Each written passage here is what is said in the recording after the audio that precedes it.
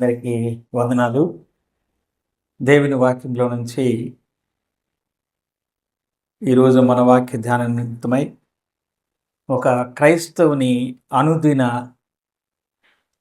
జీవన విధానములో క్రైస్తవుని యొక్క విధులు అనేటువంటి చిన్న అంశాన్ని జ్ఞాపకం చేసుకోవాలని ప్రభు ఆత్మ ప్రేరేపణతోటి నేను ఆశపడుతుంటున్నా. The duties of a Christian believer.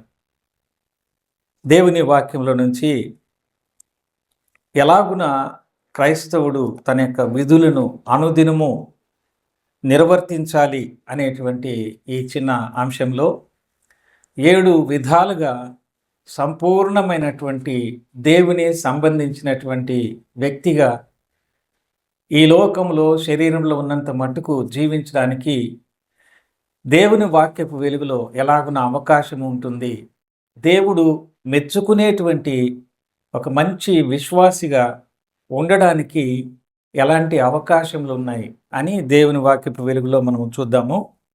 మొదటిదిగా, మనుష్యులు మామూలుగా బ్రతకాలి అని అంటే ఏం చేస్తారు? భోజనం చేస్తారు. భోజనం తర్వాత నీళ్లు తాగుతారు. దాని తర్వాత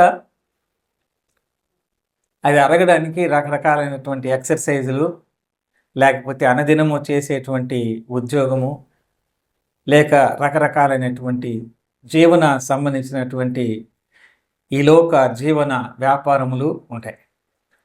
కానీ అదే సమయంలో ఆధ్యాత్మికమైనటువంటి వెలుగులో ఒక వ్యక్తి ఈ లోకంలో ఎలాగున జీవన ప్రమాణాలను పాటిస్తే దేవునికి ఇష్టమైనటువంటి వ్యక్తిగా ఉంటాడు అనేది మనం చూస్తే, మొదటిదిగా నిర్గమాకాండము 16వ అధ్యాయము 4వ వచనంలో మనుష్యుడు ఈ లోకంలో జీవించడానికి ఎలాగైతే భోజనం చేస్తూ ఉంటాడో ఆ విషయాన్ని గురించి నిర్గమాకాండము 16వ అధ్యాయము 4వ వచనంలో ఈ రీతిగా మనం చదువుకుంటాం. యెహోవా మోషేను చూచి, ఇదిగో ఆకాశము నుండి మీ కొరకు ఆహారమును కురిపించెదను, వారు నా ధర్మశాస్త్రమును అనుసరించి నడుతురో లేదో అని నేను వారిని పరీక్షించినట్లు ఈ ప్రజలు వెళ్ళి ఏనాటి బత్తెము ఆనాడే కూర్చుకొనవలెను. ప్రభు సహాయం కొరకు చిన్న ప్రార్థన చేసుకుని ధ్యానం చేద్దాం. ప్రేమ కలిగిన మా ప్రియ పరలోకపు తండ్రి, ఈ ఉదయకాల సమయం మందు మిమ్మల్ని ఆత్మతో సత్యంతో ఆరాధించగలటకు మాకు సహాయం చేసినందుకై మీ స్తోత్రాలు చెల్లిస్తున్నాం.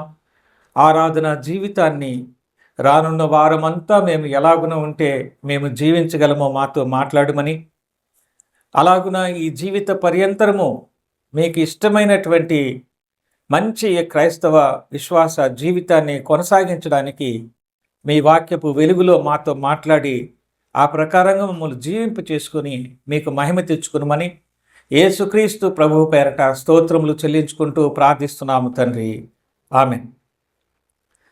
ఈ వాక్య భాగంలో అనుదిన జీవిత విధానము అనేటువంటిది ఎలాగున ఉండాలి అని దేవుడైన యెహోవా మోషేను చూచి తన ప్రజలైనటువంటి ఇశ్రాయేలుడు ఎలాగున జీవించాలి అని మనం ఈ భాగంలో చూస్తామంటే, ఇదిగో నేను ఆకాశం నుండి మీ కొరకు ఆహారమును కురిపించెదను, వారు నా ధర్మశాస్త్రమును అనుసరించి నడుతురో లేదో అని నేను వారిని పరీక్షించినట్లు ఈ ప్రజలు వెళ్ళి ఏనాటి బత్యము ఆనాడే కూర్చుకొనవలెను అని అన్నాడు.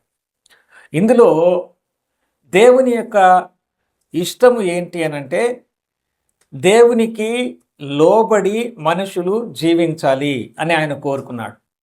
అలాగా దేవునికి లోబడి జీవించాలి అనంటే, నేను అరణ్యములో ఆహారము దొరకనటువంటి స్థలములో ఆహారాన్ని కురిపిస్తాను, ఆ ఆహారాన్ని ఏనాటి బత్యము ఆనాడే ప్రతి ఒక్కరు కూడా సమకూర్చుకోవాలి అనేటువంటి మాటని తెలియచేశాడు.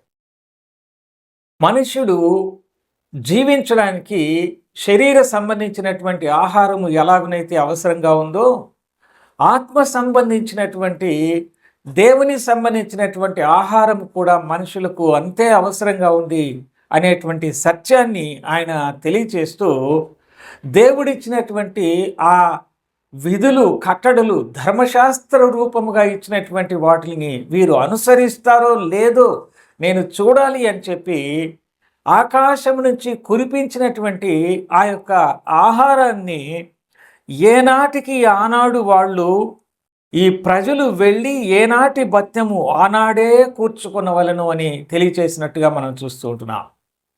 ఒకవేళ ఈరోజు తీసుకున్నటువంటి ఆ మన్న రేపు తిందాము అని అంటే అది పాడైపోతుంది, చెడిపోతుంది, పనికిరాదు. కాబట్టి దేవుని యొక్క ఉద్దేశం ఏమిటి అనంటే ఏ రోజుకి ఆ రోజు వారు చురుకుదనముతోటి ఉండాలి. ఏ రోజుకి ఆ రోజు కష్టపడే మనసు కలిగి ఉండాలి. ఏ రోజుకి ఆ రోజు వాళ్ళు అప్డేట్ అవుతూ ఉండాలి. ఏ రోజుకి ఆ రోజు దేవునికి లోబడేటువంటి ప్రజలుగా ఉండాలి. శరీర సంబంధించినటువంటి ఆహారం ఎంత ప్రాముఖ్యమో జీవము కలిగిన దేవుని యొక్క వాక్యాన్ని చదివి దానిని అర్థం చేసుకొని అంతరంగంలో ఉన్నటువంటి ఆ పురుషునికి అవసరమైనటువంటి పోషక పదార్థాలను అందించాల్సినటువంటి బాధ్యత కూడా వారి మీద ఉంది అని ఆయన తెలియచేసినట్టుగా మనం చూస్తున్నాం. యేసుక్రీస్తు ప్రభు ఈ లోకంలో ఉన్నటువంటి ఆ దినాలలో నేను పరలోకం నుంచి దిగి వచ్చినటువంటి జీవాహారమును అని చెప్పాడు. మన్నాను తినినటువంటి దేవుని ప్రజలైన ఇశ్రాయేలీలు వారు చనిపోయారు, కానీ ఈ ఆహారాన్ని తినేటువంటి వాళ్ళు చనిపోరు అని ఆయన తెలియచేశాడు. జీవాహారముగా ఆయనే మన కొరకు ఈ లోకానికి దిగివచ్చి ఆయన శరీరాన్ని రక్తమును మనకు ఆహారముగా పానీయంగా పంచిపెట్టినటువంటి వారుగా చూస్తున్నాం. ఆయన ఈ లోకంలో జీవించినటువంటి ఆ దినాలలో దేవుని వాక్యాన్ని బోధను ప్రకటిస్తున్నటువంటి సమయంలో శరీర సంబంధించినటువంటి ఆహారాన్ని తినడాన్ని, నీళ్లు త్రాగడాన్ని, నిద్రించడాన్ని మరచిపోయినటువంటి ప్రజలుగా ఆ యొక్క ప్రజలను చూచి వారి పట్ల జాలిగొని వారికి ఆహారాన్ని పంచిపెట్టమని శిష్యులకి చెప్పినప్పుడు ఇంతమందికి ఎక్కడికి వెళ్ళి తీసుకొద్దామని వారు ఆలోచన కలిగి ఉంటే మీ దగ్గర ఏముందని చెప్పమంటే చిన్న పిల్లవాడు 5 రొట్టెలు 2 చేపలు ఇస్తే పురుషులు లెక్క పెట్టినప్పుడు 5,000 మందికి సంతృప్తికరంగా సరిపోయేటట్టు యేసుక్రీస్తు ప్రభు ఆశీర్వదించాడు. వారికి ఆహారం పెట్టండి అన్నప్పుడు వారికి ఆకలి వేస్తున్నట్టుగా అనిపించింది. అందుకనే వాక్యంలో వ్రాయబడిన మాట వారు తృప్తిగా తినిన తర్వాత అనే మాటను వ్రాయబడినట్టుగా చూస్తున్నాం. అనగా దేవుని యొక్క మాటలు ప్రభువైన యేసుక్రీస్తు నోట నుంచి వచ్చే మాటలు వింటున్నంతసేపు వారికి ఏమి లేదు, ఆకలే అనిపించలేదు, నిద్రనే అనిపించలేదు.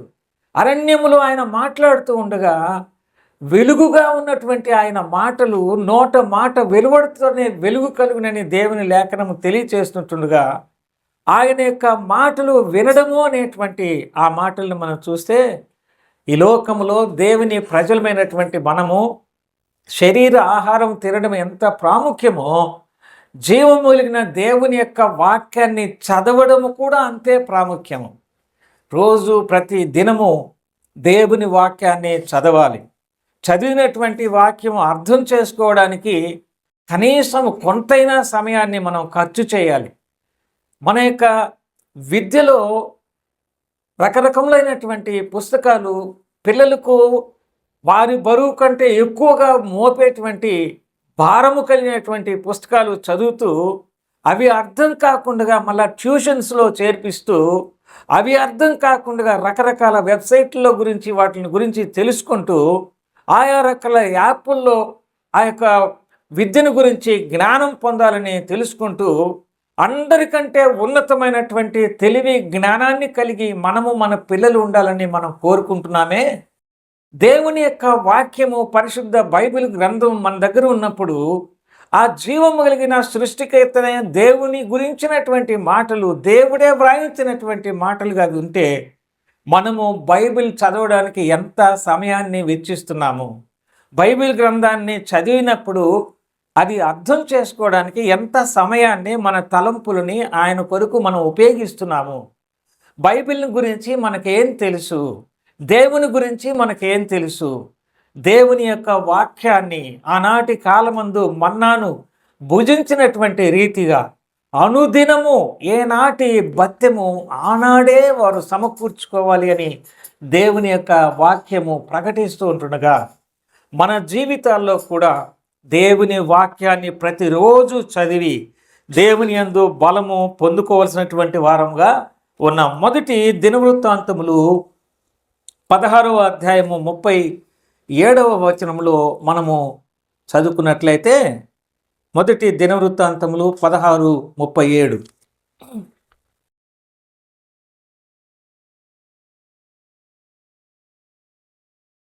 చదువుతారా?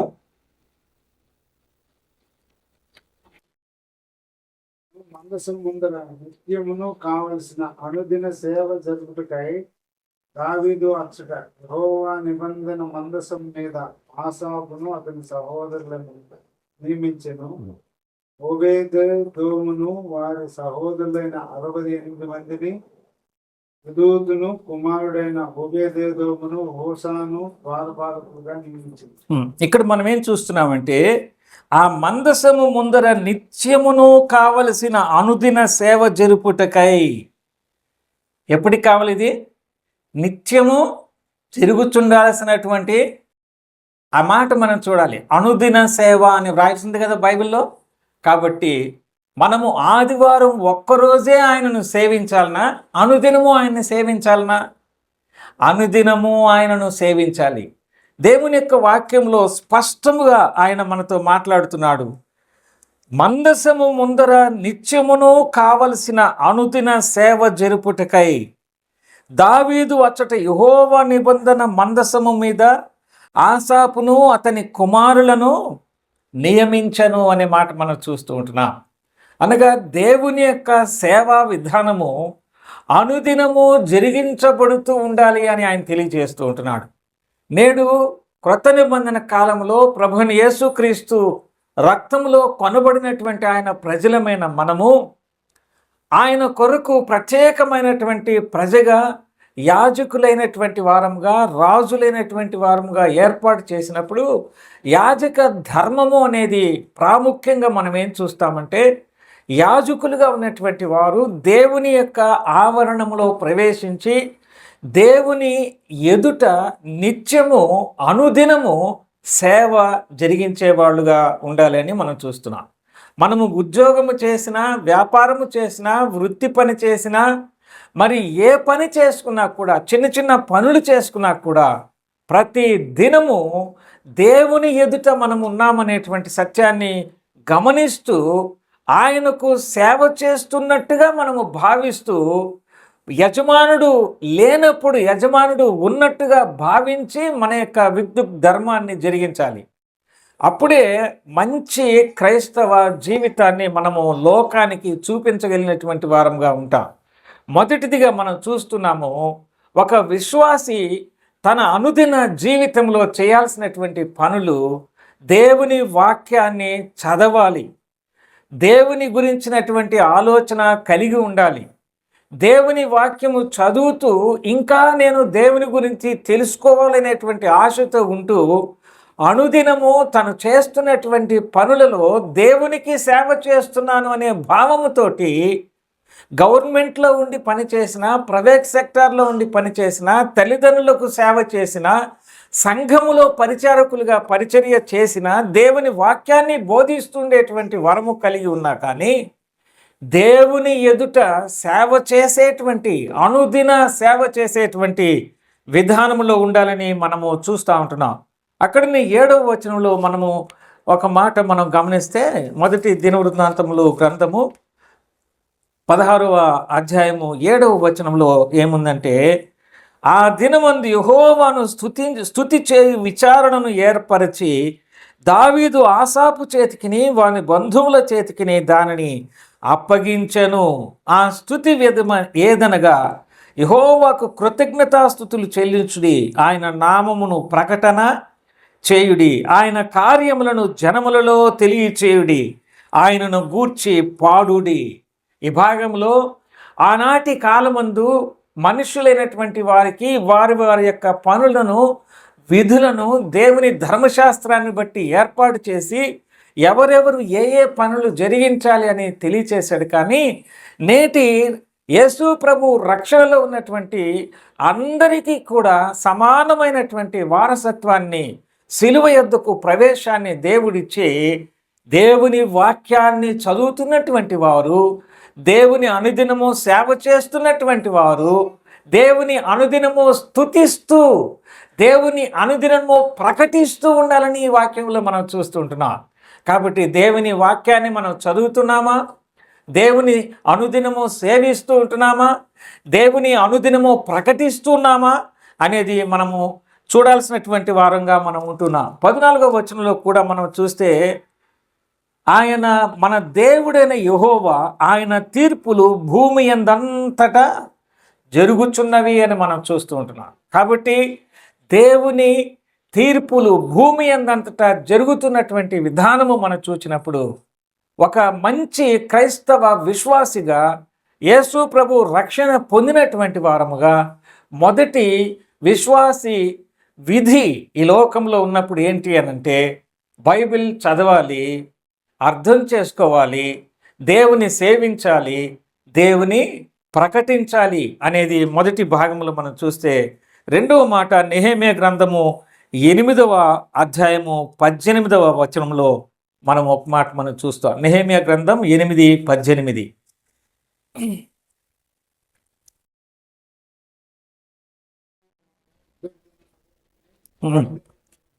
దినము ఎజ్రా దేవుని ధర్మశాస్త్రం చదివి వినిపించుకు వచ్చాను. వారు ఈ ఉత్సవమును 7 దినముల వరకు ఆచరించిన తర్వాత విధి చొప్పున 8వ దినమున వారు పరిశుద్ధ సంఘముగా కూడుకొని. ఇక్కడ మనం ఏం చూస్తున్నామంటే నెహెమ్యా చేసినటువంటి కాలంలో ఎజ్రా దేవుని ధర్మశాస్త్రమును చదివి వినిపించుచూ వచ్చెను అనే మాట మనం చూస్తే, వారు ఈ ఉత్సవమును 7 దినముల వరకు ఆచరించిన తర్వాత విధి చొప్పున 8వ దినమున వారు పరిశుద్ధ సంఘముగా కూడుకొనిరి అని మనం చూస్తున్నాం. మొదటి దినము మొదలుకొని కడదినము వరకు అనుదినము దేవుని యొక్క ధర్మశాస్త్ర గ్రంథాన్ని చదువుతున్నటువంటి విషయాన్ని మనం చూసినట్లయితే ఇందులో మనం ఏం గమనిస్తున్నామంటే, దేవుని ప్రజలైనటువంటి వారికి రిమైండ్ చేస్తూ ఉన్నారు దేవుని యొక్క వాక్యాన్ని. అంటే మర్చిపోవడానికి అవకాశం లేకుండా మొదటి దినము మొదలుకొని చివరి దినము వరకు, అంటే వారంలో మొదటి దినం మొదలుకొని చివరి దినం వరకు బైబిల్ పద్ధతి ప్రకారంగా చూస్తే మళ్ళీ 8వ దినము అని అంటే ఆదివారము మనము రొట్టె విరుచుటకు కూడినప్పుడు అని మనం ధ్యానం చేయవచ్చు. ఈ కాంటెస్ట్లోకి నేను వెళ్తాం లేదు, కానీ మనం క్లుప్తంగా చెప్పుకోవాలి కనుక అనుదినము దేవుని యొక్క వాక్యాన్ని చదువుతున్నటువంటి ఒక విశ్వాసి, అనుదినము దేవుని ఎదుట సేవ చేస్తున్నటువంటి విశ్వాసి, అనుదినము దేవుని స్తుతిస్తూ దేవుని ప్రకటన చేస్తున్నటువంటి విశ్వాసి ఇంకా ఏం చేయాలనంటే దేవుని సంఘముగా కూడినటువంటి ప్రజలందరికీ కూడా ప్రతిరోజు దేవుని వాక్యాన్ని చదివి వినిపిస్తూ వాళ్ళు మర్చిపోకుండా వారికి జ్ఞాపకం చేయాల్సినటువంటి బాధ్యత ఎవరి మీద పెట్టాడు? విశ్వాసం మీదనే పెట్టాడు.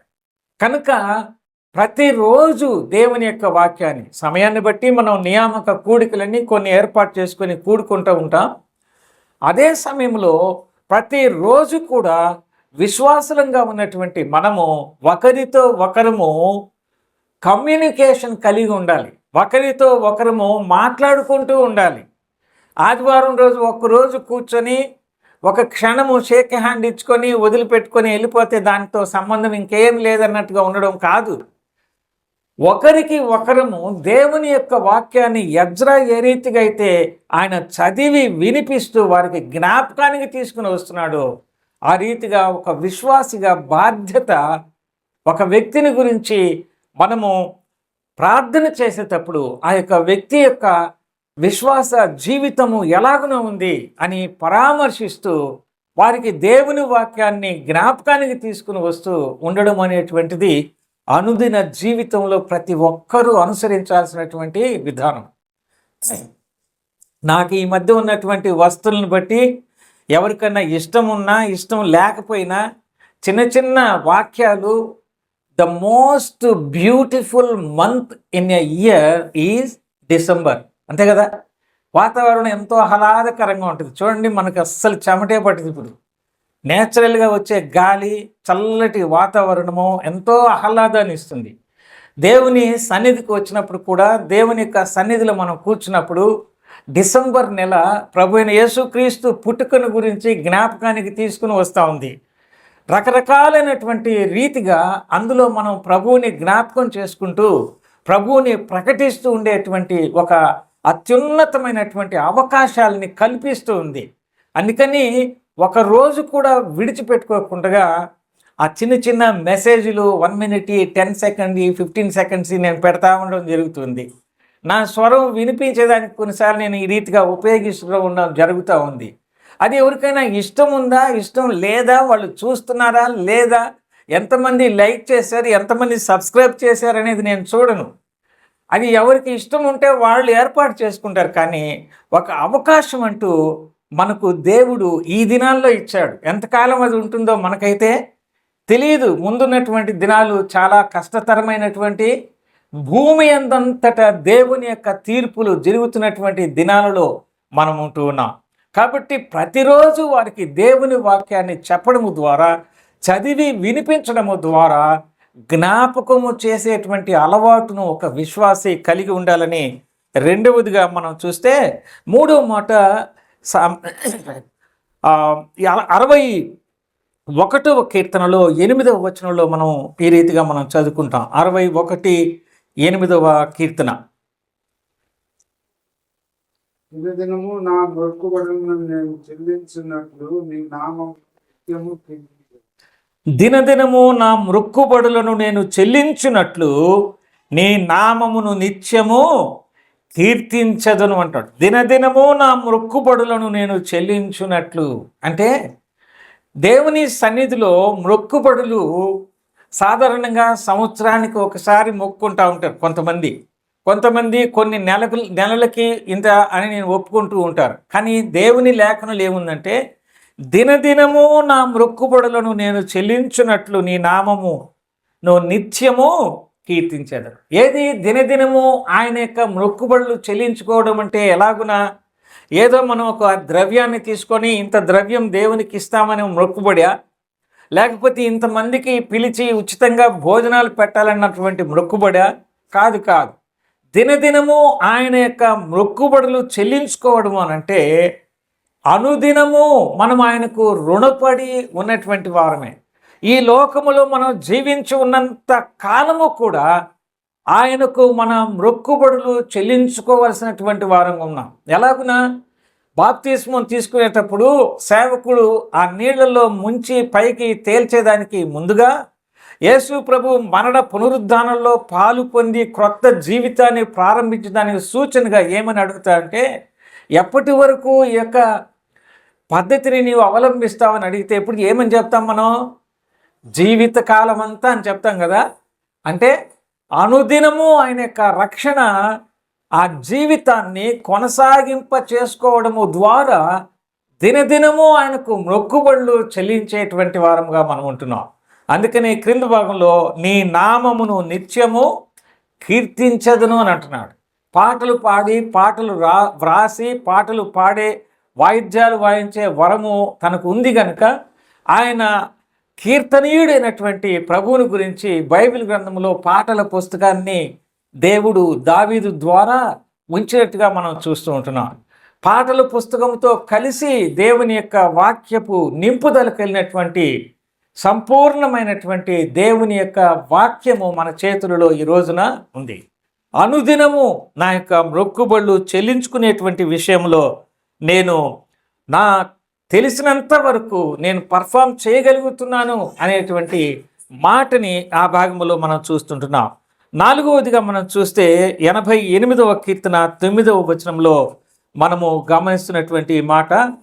88వ కీర్తన 9వ వచనం. చేత నా కన్ను క్షీణించుచున్నది, ప్రతి దినము నేను మొదలుపెట్టుచున్నాను. బాధ చేత నా కన్ను క్షీణించుచున్నది. యెహోవా, ప్రతిదినము నేను నీకు మొర్రపెట్టుచున్నాను. నీ వైపు నా చేతులు చాపుచున్నాను. ఎప్పుడెప్పుడు మొరపెడుతున్నాడు? ప్రతిదినము నేను నీకు మొరపెడుతుంటున్నాడు. కాబట్టి ఒక విశ్వాసిగా అనుదిన జీవితములో అనుసరించాల్సినటువంటి విధులు దేవుని వాక్యపు వెలుగులో ఆయనను తెలుసుకోవడానికి బైబిల్ గ్రంథం చదవాలి, అర్థం చేసుకోవాలి, ఆయనను స్తుతించాలి, సేవించాలి, ప్రకటించాలి. అదే సమయంలో అనుదినము ఆయనకు మొక్కుబడులు చెల్లించుకుంటున్నాము అనేటువంటి బాధ్యతాయుతమైన రీతిలో ఆయనను వెంబడిస్తూ ఉన్నటువంటి వారంగా మనం ఉండాలి. అలాగునే మనం చూస్తే ఈ 4వ విషయంలో చూస్తే ఆయన సన్నిధిలో ప్రతి దినము మొర్రపెట్టేటువంటి అలవాటు కలిగినటువంటి విధానము ఈ భాగంలో చూస్తే ప్రతి దినము నేను నీకు మొర్రపెట్టుచున్నాను. ప్రార్థన అనేటువంటిది ఎప్పుడెప్పుడు ఉండాలి? కేవలము విజ్ఞాపన ప్రార్థన శనివారం ఒక్కరోజు మాత్రమే కాదు, ప్రతి దినము దేవునికి మొరపెట్టాలన్నమాట. 3 సార్లు దినములో ప్రార్థన చేసినటువంటి భక్తులను బైబిల్ గ్రంథంలో మనం చూస్తాం. వారి యొక్క ప్రార్థన జీవితము అనేటువంటిది వారికి దేవునికి ఉన్నటువంటి సంబంధాన్ని చూపించడం ద్వారా దానియేలు చేసినటువంటి ప్రార్థనను ఆలకించినటువంటి దేవుడు సింహాల బోన్లో నుంచి నీవు అనుదినము సేవిస్తున్నటువంటి నీ దేవుడు నిన్ను రక్షించగలిగేనా అని రాజుగారు వచ్చి ప్రకటన చేశాడు అని పిలిచాడు అని అంటే వెంటనే ఏమనుకొని ఉంటాడు రాజు? నాకు తెలిసినంత వరకు దానియేలులో ఉన్నటువంటి విశ్వాసాన్ని, దానియేలు ప్రార్థన జీవితం ద్వారా రాజుగారి హృదయంలోనికి వెళ్ళింది కాబట్టే ఆ నమ్మకంతో ఇంకా దానియేలు బ్రతికే ఉంటాడనేటువంటి నమ్మకంతో దానియేలు, అనుదినము నీవు సేవిస్తున్నటువంటి నీ దేవుడు నిన్ను రక్షింపగలిగేనా అని మాట అన్నాడు. కానీ అది ఎప్పుడో ఎముకలతో కూడా తినేసి ఉంటారు సింహాలు దానియేలుని అని అనుకుని ఉండేవాడైతే ఇంటి దగ్గర నుంచి వచ్చేవాడు అసలు చెప్పండి? రాజుగా వచ్చేవాడు అసలుకి మొదలే రాజు. కానీ దానియేలు ప్రార్థన జీవితము అనుదినము యెరూషలేము వైపునకు కిటికీలు తీసుకొని ఆయన ప్రార్థించేటువంటి ఆ ప్రార్థనా జీవితము రాజు హృదయంలో దేవుని పట్ల నమ్మకాన్ని ఉంచింది. దానియేలును సింహపు బోన్లో నుంచి విడిపించింది. అదే ప్రార్థన చేస్తున్నటువంటి దానియేలు ఉన్నతమైనటువంటి పదవులలో ఉండి కూడా దేవుని సన్నిధిలో ప్రార్థించడానికి సమయాన్ని ఎలాగున ఆయన ఉపయోగించాడో మనం చూస్తుంటున్నాం. దావీదు రాజుగా ఉన్నప్పటికీ దినమునకు ముమ్మారు ఎలాగున ప్రార్థించడానికి ఆయన సమయాన్ని ఉపయోగించాడో మనం చూస్తుంటున్నాం. మోషే గొప్ప నాయకుడిగా ఉన్నప్పటికీ దేవునితో మోషేకున్నటువంటి ప్రార్థన సహవాసం అనేటువంటిది మనము చూస్తూ ఉంటున్నాం. యోసేపు ఉన్నతమైనటువంటి పదవిలో ఉన్నప్పటికీ దేవునితో యోసేపుకున్నటువంటి ప్రార్థన సంబంధము ఎలాగున తన సహోదరులను కరువులో పోషించింది. దేశమంతటిని పోషించడానికి దేవుని జ్ఞానాన్ని అనుగ్రహించింది మనం చూస్తున్నాం. ఎక్కువగా ప్రార్థన చేసేటువంటి వారి యొక్క జీవితము ఎంతగా ఆశీర్వదించబడుతుందో మనం చూస్తూ ఉంటున్నాం. మన యొక్క కుటుంబంలో మనందరిలో తల్లిదండ్రులు, పిల్లలము అందరము కనుక ప్రార్థన చేయడానికి సమయాన్ని వెచ్చించి ప్రత్యేకంగా దేవుని సన్నిధిలో కనుక ప్రార్థించగలిగితే మన ప్రార్థన ఊరికినే పోయేది కాదు. హన్నా ప్రార్థిస్తూ ఉంది, పిల్లలు లేరు, లోపల బాధ ఉంది, పెద్దగా స్వరం చెప్పుకోలేదు, ఎవరికి వినపడకుండా మనస్సులోనే పెదవులు కదిలిస్తూ ప్రార్థన చేసుకుంది. దేవుడు ప్రార్థన ద్వారా ఇచ్చినటువంటి సమూయేలుని అభిషేకము చేసి ప్రవక్తగా చేశాడు కదా. మోషే ఎంత గొప్ప ప్రార్థనాపరుడు కాబట్టి దేవుని ప్రజలని ఇశ్రాయేలీయులను నడిపించడానికి దేవుడు అర్హతను అనుగ్రహించాడు కదా. అలాగున దేవుని భక్తుల యొక్క ప్రార్థన జీవితం వారి తరువాత వారి కుటుంబము ఆశీర్వదించబడడానికి కారణమైనట్టుగా మనం చూస్తూ ఉంటున్నాం. ప్రభునందు ప్రియ సోదరి సోదరులారా, తల్లిదండ్రులముగా మనము పిల్లల కొరకు ఎలాగునా ప్రార్థన చేస్తున్నాం. పిల్లలంగా మనము రక్షణ పొందిన తర్వాత మన ప్రార్థన జీవితము ఎలాగున ఉంది ఒకసారి ఆలోచన చేయాలి. ఎప్పుడు చూసినా కూడా రాత్రిపూట మెలకు వస్తే ఒక్కటే ఒక మాట ఇక్కడ నేను ఒక సాక్ష్యం చెప్పాలని ఆశపడుతుంటున్నా. నా కళ్ళతోటి మా అమ్మగారు నిద్రపోతూ ఉన్నటువంటి పరిస్థితి ఎంత పెద్ద వయసుకు వచ్చినప్పుడు కూడా నేను అసలు ఒక్కసారి కూడా చూడలేదంటే మీరు నమ్ముతారా? అంటే తను ప్రశాంతంగా నిద్రపోతూ ఉంది మంచం మీద అని నా కళ్ళతో నేను చూడలేకపోయాను. అంటే నేను మామూలుగా చిన్న వయసులో ఉండి పడుకొని నిద్రపోయేవాడిని. కొంచెం పెద్ద అయిన తర్వాత ఏదైనా బయటకు వెళ్ళాల్సి వస్తే తలుపు తీసుకొని బయటకు వెళ్ళేటువంటి సమయంలో అప్పుడైనా కనబడుతుంది కదా పడుకున్నట్టుగా. కానీ ఆ సమయంలో కూడా నాకు కనబడేది కాదు. ఆమె ఇలాగ మోకరించి పక్కకి 2 కాళ్ళు ఇలాగ పెట్టేసి ఆ వృద్ధాప్యంలో కూడా ఇలాగ పెట్టుకొని ముసుగు వేసుకొని ముఖం కనబడకుండా అలాగనే ఇట్లా చక్కగా చేతులు పెట్టుకోండి. గవర్నమెంట్ టీచర్గా ఉండి రిజైన్ చేసి సేవకు వచ్చి తండ్రి గారితో సహకరించినటువంటి ఆ తల్లి 5 మందిని మమ్మల్ని కని ఆమె ప్రార్థనా జీవితాన్ని నేను చూసేవాడిని. ఈ రోజున వారి యొక్క ప్రార్థన, తల్లి ప్రార్థన, తండ్రి యొక్క సేవా విధానము మా ఒక్కొక్క కుటుంబాన్ని ఎంతగానో ఆశీర్వదించిందని చెప్పడానికి ఏమాత్రం సందేహము లేదు.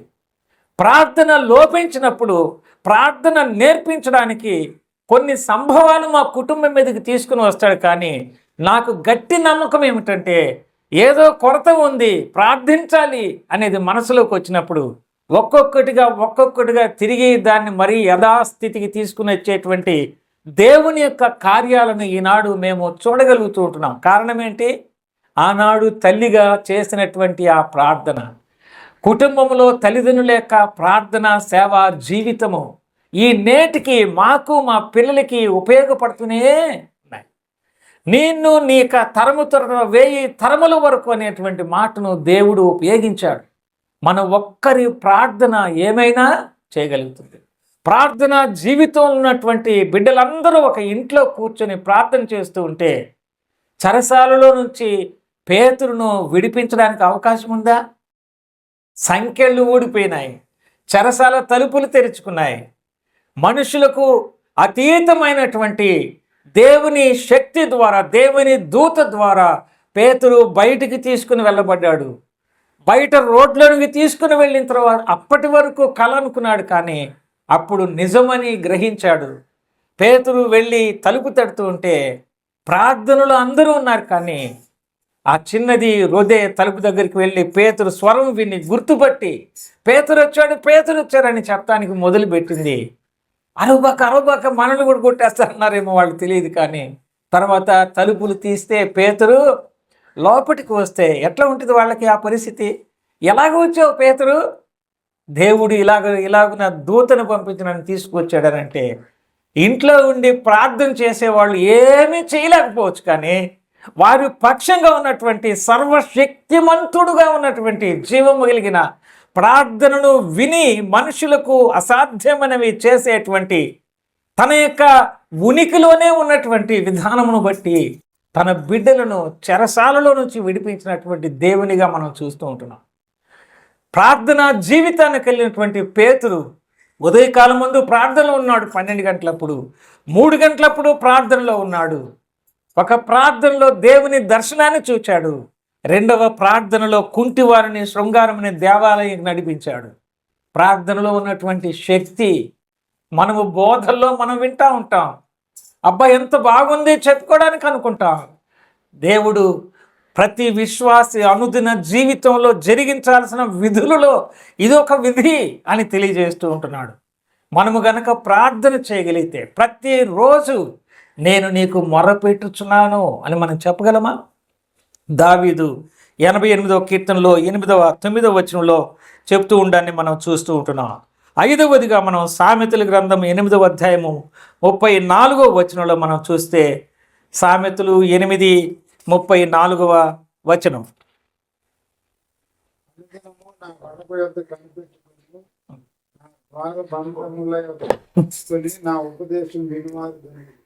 ఈ భాగంలో అనుదినము నా గడప యొద్ద కనిపెట్టుకొని నా ద్వారబంధముల యొద్ద కాచుకొని నా ఉపదేశము వినువారు ధన్యులు అనటే. వాచ్ఫుల్నెస్, కనిపెట్టేటువంటి అలవాటు. మనము ప్రార్థన చేస్తాం, దేవుని గడప ఎదుట ప్రార్థన చేస్తాం, దేవుని యొక్క తలుపులు తీయమని మనం అడుగుతాము. ఆయన తలుపులు తీసేంత వరకు కనిపెట్టేటువంటి స్వభావము ఈ భాగములో మనం చూస్తూ ఉంటున్నాం. అనుదినము నా గడప యొద్ద కనిపెట్టుకొని, నా ద్వారబంధముల యొద్ద కాచుకొని, నా ఉపదేశము వినువారు ధన్యులు అనే మాట మనం చూస్తున్నాం. అనుదినము దేవుడు నాతో ఏం మాట్లాడతాడా, దేవుడు నాకు ఏమి సెలవిస్తాడా, నేను ప్రార్థన చేశాను, ప్రార్థన జీవితాన్ని కలిగి ఉంటున్నాను, నాకు దేవుడు సమాధానం ఇచ్చేవాడుగా ఉన్నాడు అని దేవుని వైపునకు మనం కనిపెట్టుకొని ఆయనను గురించినటువంటి ఆలోచన కలిగినటువంటి వారంగా ఉంటే, ఆయన కొరకు కనిపెట్టుకునేటువంటి వారికి ఆయన తప్పనిసరిగా సహాయం చేసేవాడుగా మనం చూస్తూ ఉంటున్నాం. మనుషుల వైపునకు మనం చూస్తే, మనుషుల నుంచి మనకు సహాయం వస్తుందని మనం అనుకుంటే సంతృప్తికరంగా మనకు రాకపోవచ్చు. కానీ అందుకనే భక్తుడు అంటాడు, కొండల వైపునకు నేను కన్నులెత్తి చూస్తున్నాను, సహాయం నాకు ఎక్కడి నుంచి వస్తుంది. ఆకాశమును భూమిని సృజించినటువంటి యెహోవానే నాకు సహాయం అని తెలియచేస్తున్నట్టుగా మనం చూస్తూ ఉంటున్నాం. కాబట్టి వాక్యము చదువుతూ, వాక్యాన్ని అర్థం చేసుకుంటూ, ఆయనను స్తుతిస్తూ, ఆయనను సేవిస్తూ, ఆయనను ప్రకటిస్తూ, అనుదినము మొక్కుబళ్ళు తెలియచేసుకుంటూ, అనుదినము ప్రార్థన చేస్తూ, అనుదినము దేవుని గడప ఎదుట కనిపెట్టుకునేటువంటి స్వభావం. ఒక్కరోజు దేవుని సన్నిధిలో గడిపితే 1000 దినముల కంటే శ్రేష్టమైనటువంటి. భక్తుడు ఏమంటా అంటే, అయ్యా నీ గడప ఎదుట నేను ఉండడం నాకు చాలు అని అంటాడు. నేను పిచ్చుక లాంటి వాడని అంటాడు. ఒంటి కాలు మీద ఉన్నటువంటి పిచ్చుక లాంటి వాడిని ఒక చిన్న ఇంటి మీద అని అంటాడు. వానకోవెల లాంటి వాడని అని అంటాడు. దేవుని సన్నిధిలో కనిపెట్టుకొని ఉండడం అనంటే, ఒక ఆఫీసర్ని కలుసుకోవడానికి కనిపెట్టుకొనే ఉంటారు చాలాసేపు. ఈనాడు దేవుని సర్వాధికారి అయినటువంటి దేవుని సన్నిధిలో నేను ప్రార్థించాను, ఆయన నాకు సహాయం చేయబోతూ ఉంటున్నాడు అని ఆయన వైపునకు మన యొక్క నేత్రాలను, మన మనసులో ఉన్న ఆ హృదయ ఫోకస్ అంతా ఆయన మీద పెట్టేస్తే ఆయన మనకు తప్పనిసరిగా ఇస్తాడు. కాకులకు, ఆకాశ పక్షులకు ఆహారాన్ని సమకూర్చేటువంటి ఆయన మీ గురించి, మీ పిల్లల గురించి, మీ గురించినటువంటి చింత ఆయన పడుతున్నాడని దేవుని లేఖంలో మనం చూస్తూ ఉంటున్నాం. ఆకాశపు పక్షులను చూడండి, అవి కోయవు, విత్తవు, కోయవు, కూర్చుకోవు, కానీ వాటిల్ని మీ పరలోకపు తండ్రి పోషిస్తున్నాడు. వాటికంటే మీరు శ్రేష్టమైన వాళ్ళు కాదా అంటున్నాడు.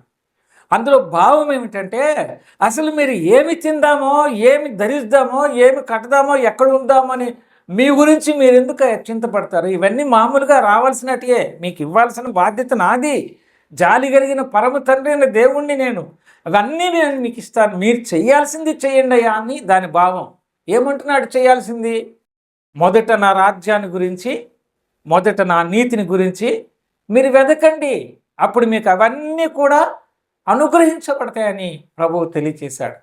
కాబట్టి 5వదిగా మనం చూస్తున్నాము, ఆయన సన్నిధిలో కనిపెట్టుకొని ఉండేటువంటి విధానం. ఈరోజు దేవుడు నాతో ఏం మాట్లాడబోతూ ఉన్నాడు, దేవుడు నా హృదయంతో ఏం మాట్లాడబోతూ ఉంటున్నాడు, నేను ఇన్ని ప్రయత్నాలు చేస్తూ ఉంటున్నాడు, దేవుడు ఏ సహాయం నాకు ఏ దిక్కు నుంచి అందించబోతూ ఉంటున్నాడు అని ప్రార్థన జీవితం కలిగి మనం కనిపెట్టేటువంటి వారంగా ఉన్నప్పుడు తప్పనిసరిగా దేవుడు ఆ ప్రార్థన జీవితాన్ని ఆశీర్వదించేవాడుగా ఉంటాడని మనం చూస్తున్నాం.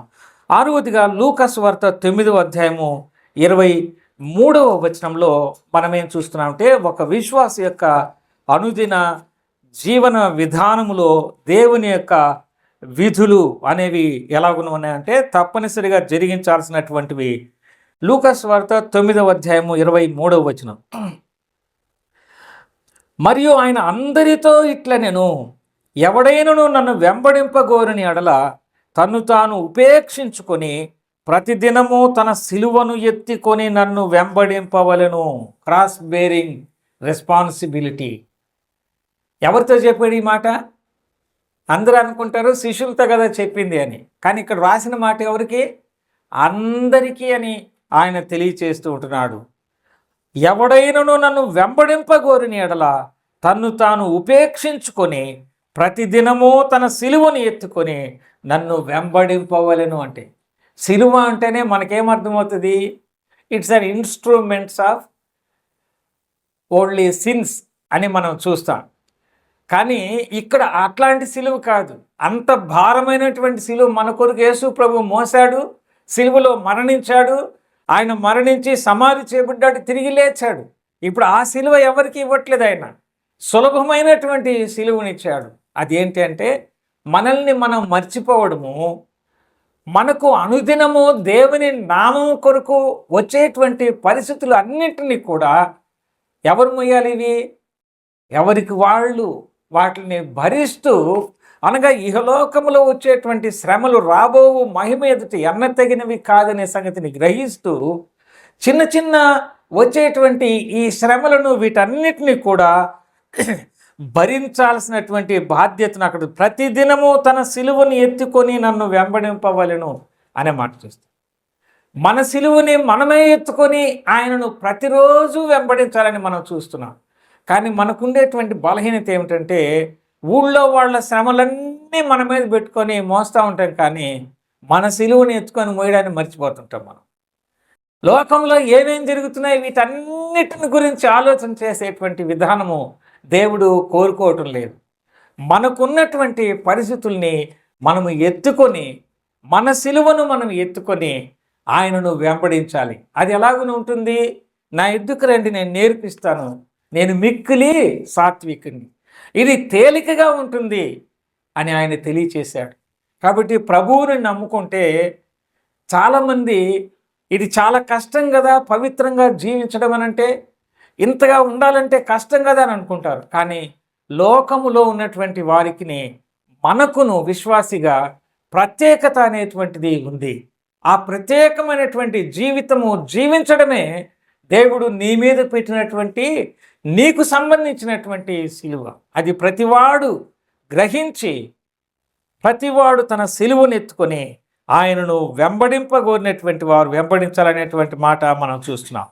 చివరిగా మనం చూస్తే హెబ్రీయులకు రాసిన పత్రికలో 3వ అధ్యాయము 13వ వచనంలో ఈ రీతిగా మనం చదువుకుంటాం. హెబ్రీ పత్రిక 3వ అధ్యాయము 13వ వచనం.